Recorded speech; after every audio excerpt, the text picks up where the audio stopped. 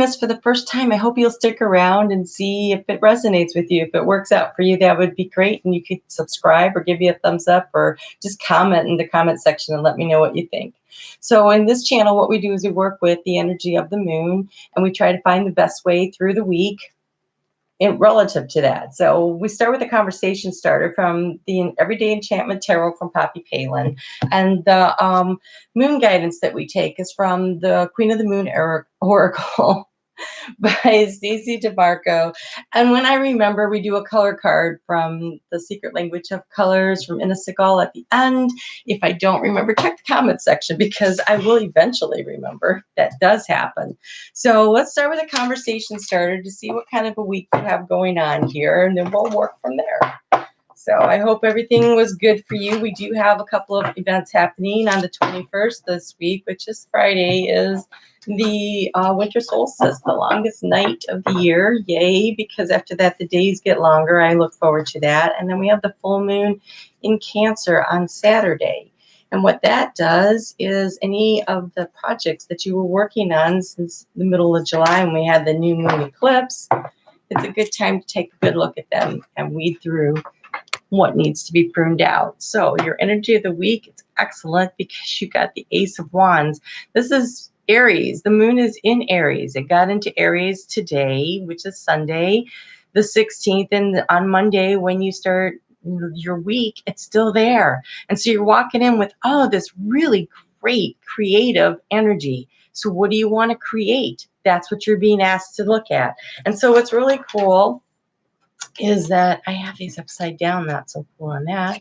But what you're walking into is you have discernment. So you're starting out the week with this discernment level, what is it that you want to create? And that's followed up on Monday with, what are you afraid of? What do you need to let go of so you can start this project? She's hanging on to her fears. Let them go. Let them go. So we're starting with that kind of energy overall for the week. So let's just see where that takes us. Oh my goodness. Okay, here we go. That's good. All right, so Sunday, Monday. And so for this, I wanted to really check what the energy of the week is, but it looks like it's going to be very, very creative energy for you. And that's nice because it's in conjunction with your own energy in your first house of who you are and how you see yourself and how you project yourself into the world. So that's for Aries. And then to get a really good view on this, I decided to use the energy oracle cards, just so we can get a good feel of what this energy is. Now, these cards do get read in the upright or not. So, all right. So you have the Magician. I'll show it to you in the upright. The Magician in the mirror, but it came in the reverse position, which means, what are you missing? What are you not seeing right? What's being reflected back at you? It's a good time for discernment. This is about dealing with discernment and your fears and how are you going to handle them and what are you going to do with them? So there's a really good time for that. So here we go. On Tuesday, the moon moves into Taurus, and that's all about being focused. And for you, that'll be in your second house of finances and material wealth and what's important to you and what do you value. And it's there on Wednesday too, when you take that focus and you put it into action to create something for yourself. Because remember, this is all about creation, right? It's all about creation this week. So to get a little bit of help on that for guidance, I went with Denise Lynn's The Sacred Traveler. And let's just see what it has to say. Let's just see what we can get here. What do we need to be focused on? What are we going to create? How are we going to focus our intention? Take what kind of action for this creative project that's really just getting started, just lifting up off the ground, right? So let's see what we have here.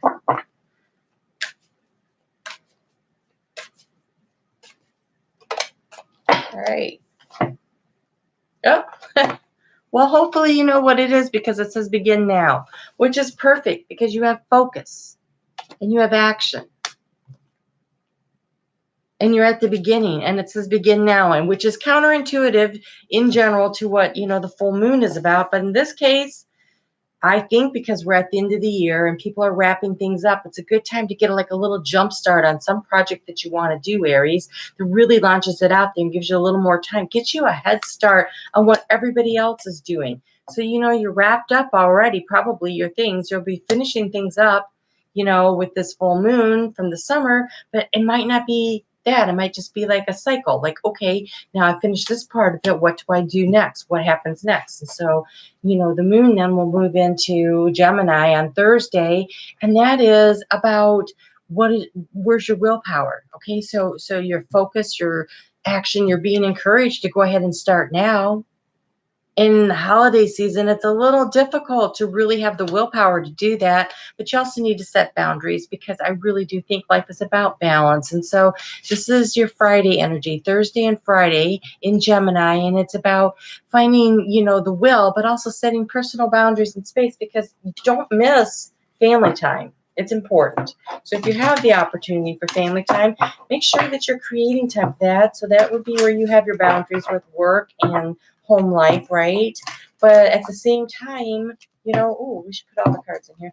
At the same time, you definitely want to go ahead and get started on this project that you've been looking at. Lay some of the groundwork. It might just be the planning stages of putting it on paper. To get a little guidance, we're going with Kyle Gray's Angels and Ancestors. And let's just see what kind of help we can get for that.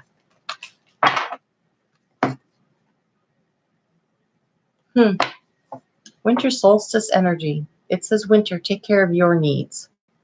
So this project that you're working on, that you're going to begin now, that you need to set the boundaries for, it's work-life boundary. So maybe the holiday season is a really good time for you to figure out how much time you're going to do for work, how much time you're going to do for yourself. Friday night is the longest night of the year. And this is all about taking time to delve deep into yourself, to do your own planning. It's a long time. It's quiet, dark time, dark energy to really like look through things in like the pros and the cons, the shadow work, the positive. So go ahead and spend a little time on that. So that's Friday.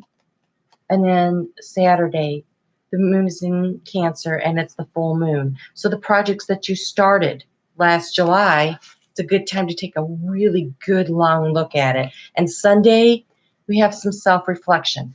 And this long, dark winter moon is also about self-reflection, right? We've got the light is shining. When the moon is full, you see more, but you don't see everything, right? There's just darkness and shadow, right? There's light and shadow. Sorry. There's light and dark. There's shadow and what's illuminated.